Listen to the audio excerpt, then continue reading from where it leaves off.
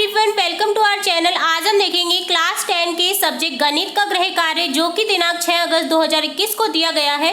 इस गृह कार्य में टोटल 5 क्वेश्चन है। हम पांचों ही क्वेश्चन के सॉल्यूशन देखेंगे। तो चलिए शुरू करते हैं।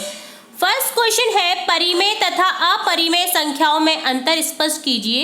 आंसर लिखेंगे ऐसी संख्या जिसे हम p/q के रूप में व्यक्त कर सकते हैं और यहाँ q नॉट इक्वल टू 0 होगा, उसे परिमेय संख्या कहते हैं। अपरिमेय संख्या जिस संख्या को हम p/q के रूप में व्यक्त नहीं कर सकते उसे अपरिमेय संख्या कहते हैं। सेकंड क्वेश्चन है, सिद्ध कीजिए कि √2 एक अपरिमेय संख्या है। आंसर देखेंगे, माना कि √2 एक परिमेय संख्या है। √2 इक्वल टू p/q, समीकरण A, जहाँ p और q यह सह अभाज्य संख्या है तथा q नॉट इक्वल टू 0 है। तथा सह अभाज्य संख्या जब दो संख्याओं जैसे 2/5 में 2 एवं 5 का HCF 1 होता है तो वे संख्याएं सह अभाज्य संख्या होती हैं। अब √2 इक्वल टू p/q को दोनों ओर वर्ग करने पर, तो हम दोनों ओर वर्ग करेंगे तो √2 का whole square equal to p/q का whole square.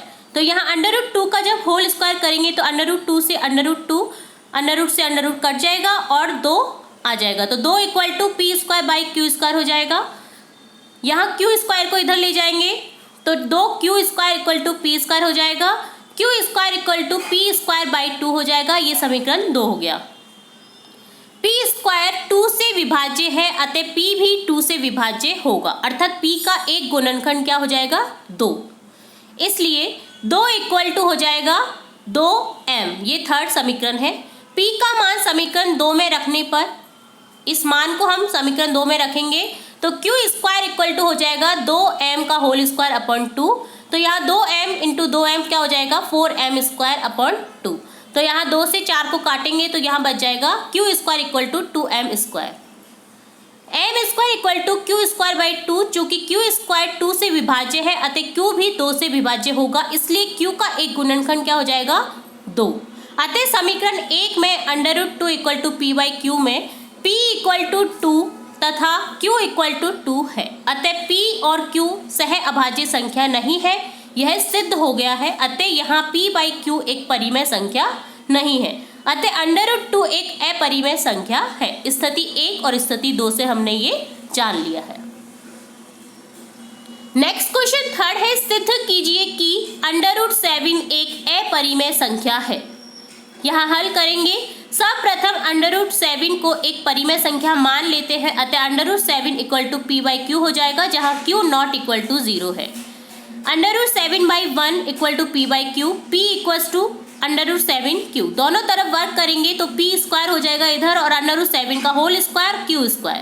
p² equal to हो जाएगा 7q², समीकरण 1। चूंकि p² 7 से विभाज्य है इसलिए p भी 7 से विभाज्य होगा। पुनः माना p इक्वल टू 7r, तो p² इक्वल टू हो जाएगा 7 का स्क्वायर r², दोनों वर्ग लिया है हमने।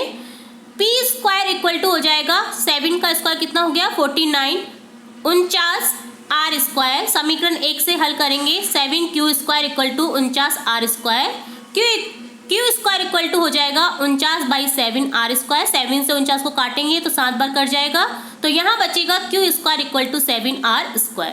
चूंकि q² 7 से विभाज्य है इसलिए q भी 7 से विभाज्य होगा। चूंकि p व q दोनों 7 से विभाज्य है, जो कि हमारी अवधारणा की विपरीत है, अतः √7 एक अपरिमेय संख्या है। यही हमें सिद्ध करना था, तो हमने सिद्ध कर लिया है। नेक्स्ट क्वेश्चन फोर्थ है, सिद्ध कीजिए कि 7 √2 एक अपरिमेय संख्या है। तो यहाँ माना कि 7 √2 एक परिमेय संख्या है, तब इससे p/q के रूप में लिख सकते हैं। अतः 7 √2 इक्वल टू p/q, जहाँ p और q सह अभाज्य संख्या है तथा q नॉट इक्वल टू 0 है।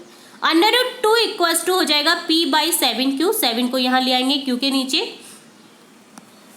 चूंकि p/q एक परिमेय संख्या है अतः q एक पूर्णांक ही रहेगा। चूंकि बाया साइड √2 एक अपरिमेय संख्या है अतः दाया साइड p/7q भी एक अपरिमेय संख्या होनी चाहिए, अतः 7 √2 एक अपरिमेय संख्या है।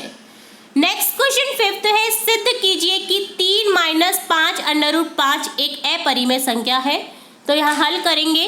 सर्वप्रथम 3 - 5√5 को एक परिमेय संख्या मान लेते हैं, इसलिए 3 - 5√5 इक्वल्स टू हो जाएगा p/q, जहाँ p और q एक सह अभाज्य संख्या है तथा q0 इक्वल्स टू 0 है। इसे समीकरण 1 मान लेंगे। अब है सॉल्व करेंगे इसे। -5√5 इक्वल्स टू p/q -3/1, 3 को दाईं ओर लाने पर -5√5 इक्वल्स टू हो जाएगा p - 3q/q। यहाँ एलसीएम लिया है हमने। √5 इक्वल्स टू हो जाएगा p - 3q, यहाँ 5 को नीचे ले आएंगे q के पास में, तो यहाँ p - 3q/-5q हो जाएगा। यहाँ बायां पक्ष √5 एक अपरिमेय संख्या है, जबकि दायां पक्ष एक परिमेय संख्या है। इससे सिद्ध होता है कि समीकरण 1 में 3 - 5√5 इक्वल्स टू p/q में हमारी मान्यता गलत है। अतः 3 - 5√5 एक अपरिमेय संख्या है, यह सिद्ध होता है। तो ये था क्लास 10 का कंप्लीट गणित का होमवर्क। हम इसी तरह से अन्य सब्जेक्ट्स, अन्य क्लासेस के गृह कार्य देखते रहेंगे। तो जुड़े रहिए हमारे चैनल के साथ। वीडियो को पूरा देखने के लिए धन्यवाद।